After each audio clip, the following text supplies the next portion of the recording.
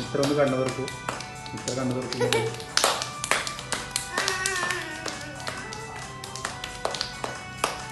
ഞങ്ങൾക്ക് ചെയ്താൽ കൊടുത്തു.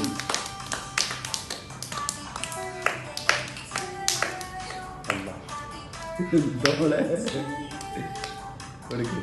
ഇനി കൊടുക്കാതില്ല. നീ ഇത്ര കൊടുക്കും. അല്ല നോക്കാം. പകച്ചുണ്ട് ഉണ്ണി കൊടുക്കും. ഉണ്ണി പൊക്കോണ്ട എന്താ മോളെ എന്നാ ചെയ്യും.